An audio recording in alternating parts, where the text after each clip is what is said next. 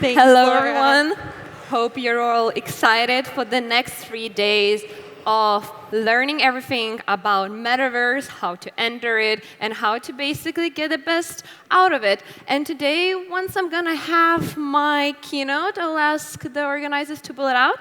I'll be talking about how to enter Metaverse and not get lost.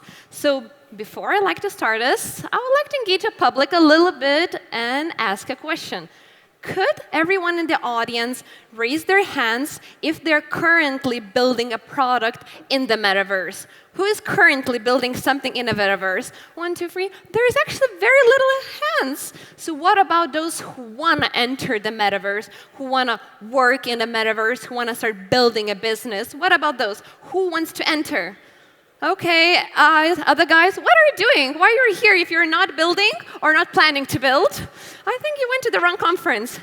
But I think this presentation now will definitely change your mind on why basically Metaverse is the future and why you have to, well, you must basically be the first ones, because if it's not you, it's going to be your competition. And yes, awesome, I finally have my slides. And before I start, I think I should introduce myself a little bit more. So my name is Laura Cornelia Inamedinova. I run a marketing agency, LKI Consulting, and I've been doing crypto marketing since 2016. I've been also a Forbes and Huffington Post journalist, and I helped companies to raise, well, basically, and manage more than $1 billion. I think this is a little bit outdated number in post-funding communication.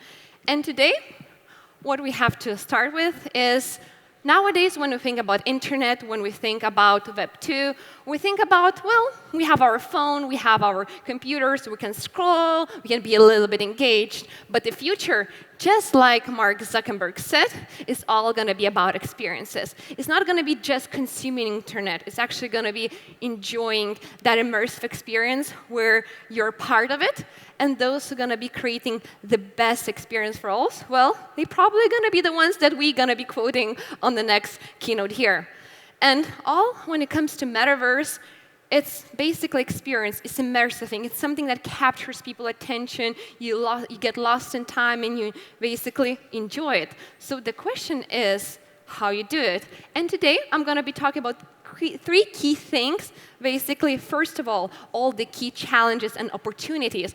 What it is, if you're not yet doing basically anything with Metaverse, you're just starting out, you can start working on what are the things that the market still lacks and needs. Then I'm going to be sharing all the must-know tips on actually how to do marketing in the Metaverse. Everyone says nowadays that there are 2 things if you want to have a successful crypto project or Metaverse project. Number 1 is a really, really good CTO, really good tech team. And if you have a good product, someone needs to know about it. That's where marketing comes in. So I'm going to be sharing all the insights of our clients, how they're doing their marketing, and what are the basically low-hanging fruits for you to also empower.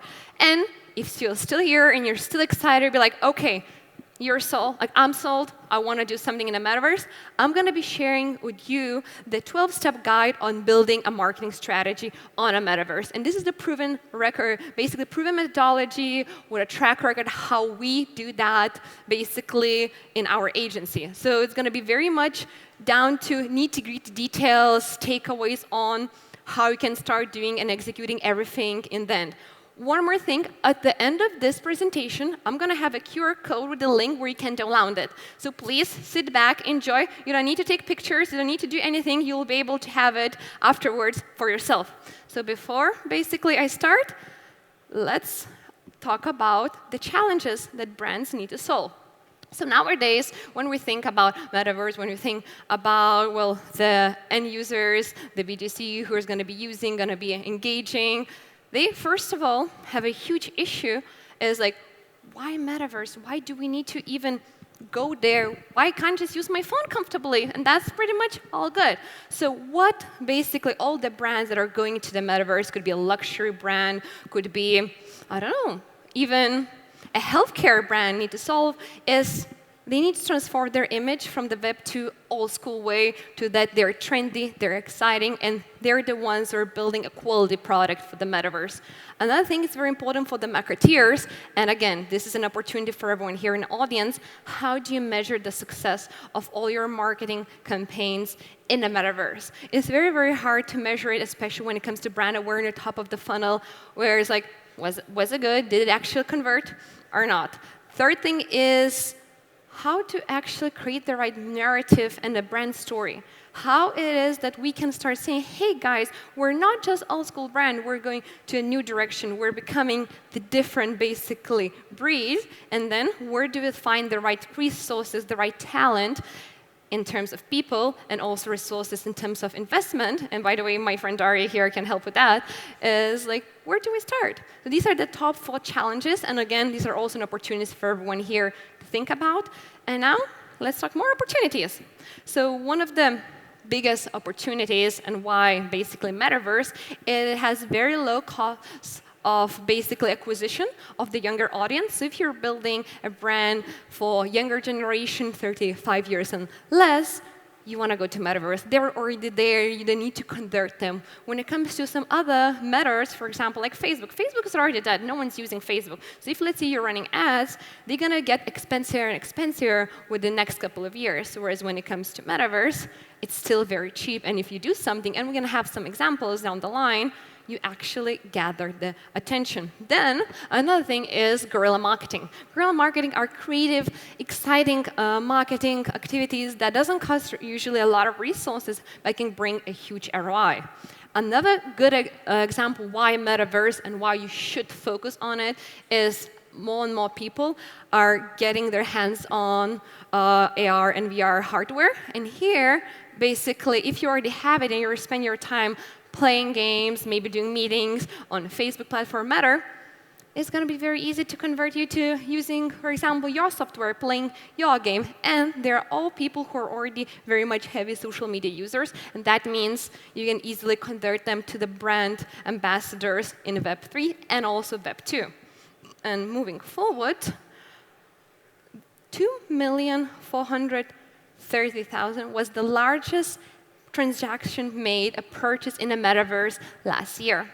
And that is just the beginning. So as the previous presenter also told a little bit more about NFTs, the market is going there. The money is being basically poured there. So the biggest question is it going to be you or is it going to be your competition? So whoever going to basically win the race, whoever is going to be the first building the quality product, those are going to be the people that are going to take not only this money, but add a few zeros to it. And then the question is, so OK, you want to build a product, you want to do something. Community is basically the pillar thing of any successful metaverse, crypto, or overall project. And here, there are a few ways how you can engage community in the long term. So first of all, of course, there are branded events. Even events like conferences, events like car racing, or just community meetups done on Metaverse can have a brand name, can have a sponsor. Usually, usually brands really like to organize events branded by their name. Other option is virtual assets. And again, I'm going to share a lot of examples down the line. You can have a virtual jacket, virtual shoes, virtual things where people can try on and feel and experience themselves during basically your virtual event and feel how they are in it, and then it's a very high chance they're going to convert. Other option is appearing in the other events, other spaces to really build up that relationship and test your product out there. And of course, organizing your own events and organizing a lot of different partnerships with influencers or KOLs. So this is how you can engage community long term. One of the easiest way to do, if you want to just test it out, you're not sure, create your own avatar, create your own figure, the top metaverses, and test out. Go talk to people. Invite your users, your communities to test out, to talk to you. Just have a relationship. See how they feel. And that could be a very cost-efficient low model just to enter. Very good example is Vans. I think a lot of people know the sneakers. They basically branded one of their Roblox events with their logo and their very, very popular checker colors. And that actually increase their buyers to how much? 48 million among their target demographic. So these are the real-life examples how brands exploring metaverse are actually, well, making millions. Another good example is Gucci. They created a virtual shoes that you can try on with your camera and see it in real life, or use it in Roblox and some other platforms, and they were actually selling it for $13. Probably their cost of creation was very, very low, but everyone bought it, and everyone loved it. And again, Gucci as being such a very youthful brand, it was for them. If we think about luxury brands, think about something like Louis Vuitton, you can imagine them going to Metaverse, but like Hermes, that's not their thing. So you really need to think, what is your brand, what kind of message that brand is creating and capturing in order to basically be there where your audience is. Another really good example is Dimension Studios. So they partnered with Balenciaga, which is, again, is really known by these exciting, usually very artistic marketing campaigns, and they did a virtual show. And that made them 6.5 million in revenue, just creating virtual clothes of real Balenciaga, well, attire. So these are another example that brands who understand their target audience, who understand what it is that their audience needs and converts to metaverse, well, just in the end, make their good profit. And this is something for you to think of. If you don't have the brand, how can you empower these brands, like Dimension Studio did for Balenciaga, to go into metaverse, to be there? And here, it comes down to customizing your product. So there is a probably physical product in the real world which you can use, which you can touch, you can buy, and then there are digital assets. And if you can combine these two together, as example with Gucci, for example, or Balenciaga, you have this immersive experience where people feel that they take their product down the line, and you know what's a good thing? Media loves it. Do you remember the time when Facebook ads just started to go into market? Anyone who was doing at least a little bit of a good job, they were converting buyers. It was a very easy market to enter because there was no competition. And everyone in the media talked about it, what kind of exciting campaigns they were doing. They showed case studies. The same thing happening now is Metaverse. There are probably 100 to 300 brands maximum who are trying to do something in the Metaverse, and still the competition is very, very low to create this multiverse product. So the question is now, how to do it, how to market it, how to actually do things to build the have the high ROI. So first thing is to have the same message for both worlds. If you're working with a very traditional brand, something that has longevity, that are more seen as a more traditional, stable, you can't have the same story in a metaverse, but the story has to be the same. So first you need to understand what it is, your brand, how you communicate it. Do you need to go slowly through a transition of change to become more trendy, more forgiving, to basically be taken seriously in a metaverse, that you're not just doing it for the quick buck, and really communicate the same message in real-verse, our world, and in the metaverse. And a very, very good example is Stellartoin. That's a beer brand who was used to sponsoring regular, real horse racing events. If you have a horse racing event, you have them being out there with the billboards. And they realized that their target audience are young people. They want to seem trendy, hip. Why don't you do the same thing in Zedrun, one of the very, very popular virtual horse racing events? And they actually had their own logo everywhere throughout their event, and it actually got a really, really good conversion because they realized we're already doing that. Why don't we try to do the same thing in a different medium? And there are a few differences when it comes to Web 2 and Web 3 marketing. So in Web 3, the ads should be part of the immersive experience, because in Web 2, think about now when you're doing any kind, I don't know, social media browsing or playing a game and the ad pops up. You don't even want to watch it. You just want to wait those 5 seconds to press it to turn it off. Whereas in Web 3, the marketers are part of the experience. They're not still, thank God, we don't know what's going to happen 5, 10 years down the line, but they're not those who just pop out, you can't use it. There's someone in the background, it can be a collaborative campaign where you try this and on, it's creative, it's exciting, it doesn't interrupt you, it's part of your experience. And what's the best part about Web3 marketing overall with NFTs as well is mostly about user-generated content. That means you can empower your users, your community, to be they're creating the image you want to create rather than you yourself doing it centralized. And when you have the basically people buy in, they get more excited and become a very true brand ambassadors. Good example of that is Burstack. That's a leading sports advertising platform, and what they basically did, they started to advertise in a proper racing games. So when you go and race, if you remember all these old school games like GT4 and all the others, you see some random ads. Here, they put their own ads because they knew the people who are basically playing those video games, they're going to be the ones who could potentially go to their platform. So this is another good example of how you can make your marketing as part of the experience.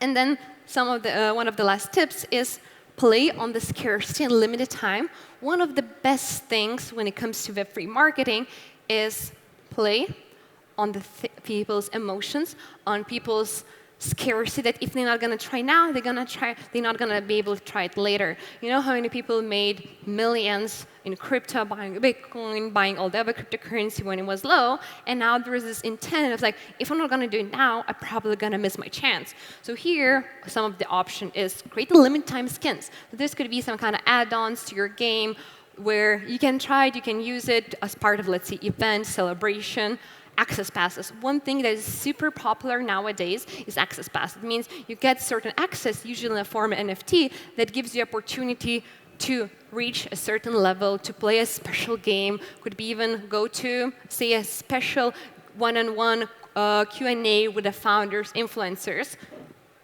experiment with NFTs. NFTs are basically the key component here to build a successful business in the metaverse. And I think if you listen to the previous presentation, it was really, really well said. We need a mass adoption and try to make it something exclusive. Here, you can definitely utilize a lot of things that work in marketing in the Web2 world.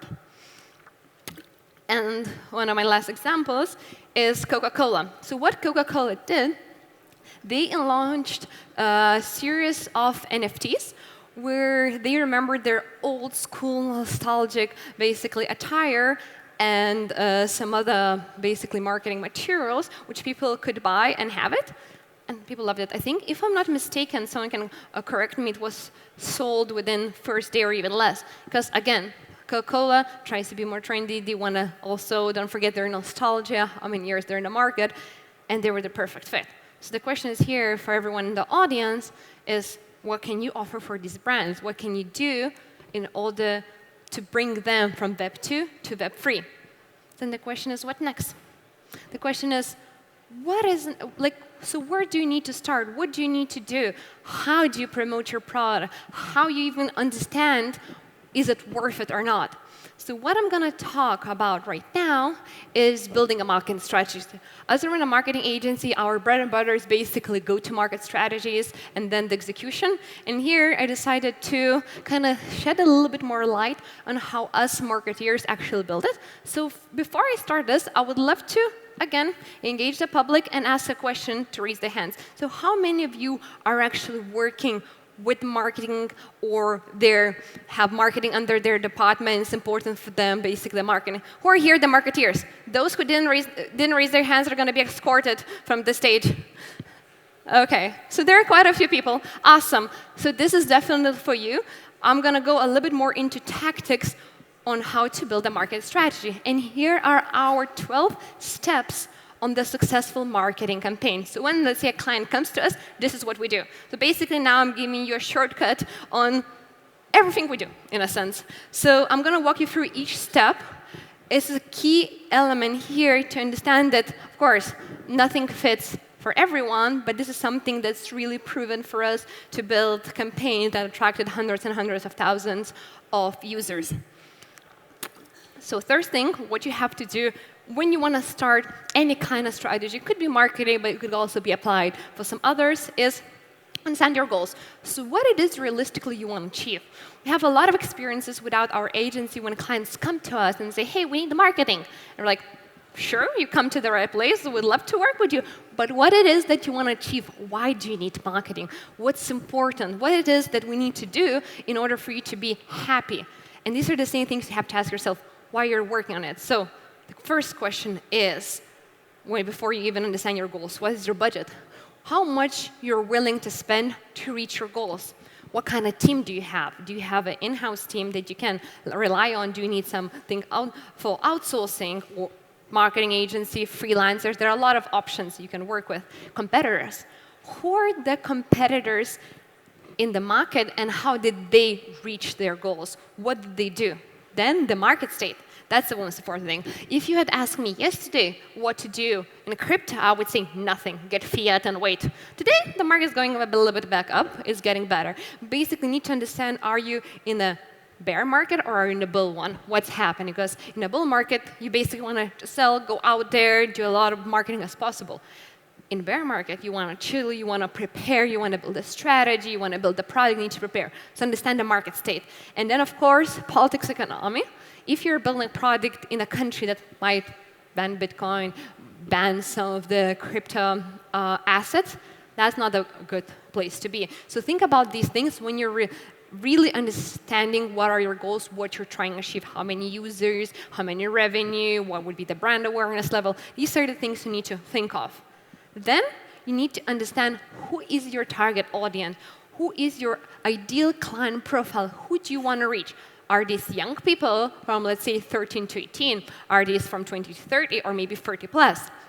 And here, you need to think about demographics, feelings, and also competition. Demographics are the easy one. I don't think I need to even explain it. But when it comes to feelings and competition, that's where the trick is. So when you think about the target audience, you think how they're going to feel using their product, what they want to feel, what it is that they're lacking in their day-to-day life to really capture that intent, and they become from leads to actually users or buyers. And then, who is the competition? Who are the audiences that the competition are targeting? What are they doing? How they're attracting it? Do you want to compete on the same audience with the competition, or do you think there is something else where you can go for? So really think about your target audience. The next step is research your competitors and audit your current marketing. Here, the most important thing is always check what competitors are doing and do better. There's no such thing as like amazing creativity that you need to come up of completely different thing that your competitors are doing. Just check what they're doing and do a little bit better. If you're doing a better job on marketing, product, sales, and overall your presence, that's going to be enough just to capture people who are not happy with your competition. Think about the low-hanging fruits of the industry as well. What are the things you can do within the next, let's say, month, few weeks to really capture those few people that are going to be your first user, that are going to be excited to use you without putting too much work? That's very important. And of course, understand how your competition is communicating. One thing that's really important and what I think people really forget when they do overall marketing and brand strategies, they forget how to talk to people. People want to work with people. They don't want to work with faceless brands. They want to see excitement. They want to see engagement. They want to see that products are built not because just you want to make money. They're building. People want to see products that are built because you have something amazing to share and you just want to solve their problems. Moving forward is research. Basically, your competitors do audit, and here you also have to pick your target market. Another huge problem, not just in marketing, but in business overall, is when clients come to us and they're like, and we ask them, so what's your target market? Where do you want to do marketing? Like, everywhere. You can't do marketing everywhere. There is this great saying that you can't do all things because you basically can't do anything. So here, think about first continent. If you're a European product, focus on Europe. If you're based in Africa, focus on Africa. Focus on the things basically you know. Focus about the languages, because every time you go in a non-English market, you need to hire at least a couple of people for your community management, for marketing, understanding the local environment. Cultural elements, that's also very important. Who we are now as people, it's one thing. What are the people in other regions? They're different, they expect different things. So it's also very important to think about cultural elements. Entry barrier, is it hard to enter this market? Let's say US market is one of the hardest to enter. The cost of acquisition there is usually 10 times or even more expensive than, let's say, some African or Asian markets. So sometimes it's good to go for these low-hanging fruits. And is there competitors? Maybe your competitors are all in Asia, and you're very good to capture everyone in Europe, in US. So think about that. Moving forward is creating messaging and brand narrative. You need to understand what is the story behind the brand? And I remember when I started do marketing 8 years ago, I would always feel strange, like, why do you even need to create a story behind it? I just do good thing. People like it, people buy it, that's it. But when you're competing with 10 different products that are just doing something, then why would someone choose you? And here, it's all about who is your community, what the community wants, who they are.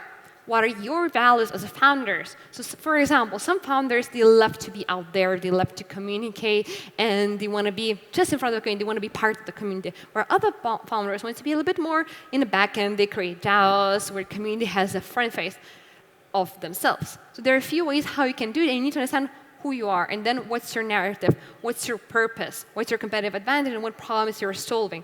And when you combine all those things together, this is where you have the story behind your brand. This is you have story when us as a marketing agency ask, like, why you're doing this and not getting just a highly paid job somewhere comfortably. You say, well, because I had this problem, I didn't find a solution, I have a bigger purpose to change the world, and I'm solving this amazing thing, and there's no one else doing that. And that's the story behind your brand. That's something that actually converts people from just seeing you somewhere out there to actually buying or using your product. And moving forward is understanding the marketing tactics. So let's say you have some exciting things you want to do. You're like, but is it the right ones? How to even measure the thing? And this is basically the model that's used not only just in marketing, but in a lot of different business and strategic ways. Is first, do you want to test out? Are you excited to do these activities? Because there are a lot of times when we talk with our clients and we offer them some suggestion, what is the best way? Could it be, say, PR, even speaking here on the stage of the conference? And they're like, no, we hate the stage. We don't want to do that. We better sit somewhere in the audience comfortably doing some coding. So if you don't even feel compelled to do something, even if it's good for you, don't do it. Because you're not going to have the heart for it. You're not going to be excited. Then, can you implement it fast? Crypto Metaverse is all about fast execution, testing out, rethinking, redoing, and doing it again. So can you implement it fast? Can you see the results soon? If you're going to build a strategy for next year or 3 years, you're not corporates. You don't need that. Then, does it fall under your budget? There are a lot of ways how you can overspend your budget for the things that you don't even need, like buying a lot of press releases. Buying a lot of press releases is one of the best ones. Or let's say investing a lot of kills influencers that don't even bring their ROI. So think about your budget. If it's under your budget, then do you predict a high return of investment? Do you think that this idea will take you not to 1 user to 100 users, but 1 user to 1,000? Will this actually be something that will have an impact? And if you think that all of them are yes, only then do it. Test it out, check these things. If you see there is an ROI, do it. And then, once you have all the tactics, one of the last things what you need to do is you need to understand your content pillars. So what it is and how you're communicating. So first of all, channels. What channels are you using? Are you using LinkedIn, which is definitely not your target audience? Are you using Twitter, where everyone is? What are the themes? How are you communicating? Are you communicating about your product features, which we usually refrain of using because it doesn't bring that much excitement for the people? Do you talk about what's the end goal of your product? What does it bring to everyone in the audience, everyone who is using you? That's a great theme. Frequency, how frequently are you ready to communicate? And in crypto market, especially in these days, it's 1 message per day, 2 messages per day, as frequently as you can, the better it is. And then what are taboos? What are the things you don't want to communicate? It's a very small industry. You definitely don't want to badmouth anyone. So what are the things you don't want to communicate? And when you have all of that together, one of the last things is actually execution. And here, what you need to do is, when you have all these things, you create an execution plan. This means you shortlist all your tactics or your ideas, put it all in the calendar in a very clear way, when, what, and how needs to be done. Create your timeline, assign people resources, and then, of course, check your progress. And then, what you need to do, of course, analyze your ROI. Think of the activities that brings you the most and best ROI, brings the best results. Who are good ones? Have them, use them, put more time, resources into it. What are the 3 time wasters? What are the things you did you thought it's going to work, but it doesn't? Usually, from our experience, at least 30 to 40% of what we originally think of the marketing tactic that would work, they fail. Always. The market changes, the sentiment changes, user want different thing, and like just eliminate that. That's totally okay if something you tried and didn't work. Then think about 3 tactics that you like to experiment. Always add experimentation. Be bold with your activities. Think about something that might feel even strange at the beginning to do, but if you feel that there's something there that could bring you ROI, do it. And then think about 3 tactics that you want to put on hold. Something that could work, probably in the future, but it's not right now. And plan for the next 3 months only. Don't plan longer. The market is changing, the sentiment is changing, you don't know what's going to happen. And if you spend too much time planning for the future, you're not going to have the future because you're going to be just too much focusing on that. And always continue, reiterate, and involved. Thank you, everyone. Here is the link. I don't know if everyone sees it, but there is a link and a QR code. I don't know if the couch is not disturbing it. You can also download this presentation. I know we're out of time, so I'm not going to have a Q&A. There's all my social media channels. Please feel free to reach out to me. I'm going to be here after my keynote. You can grab me and ask any questions. And, well, I hope you're going to enjoy the next 3 days. Thank you, everyone.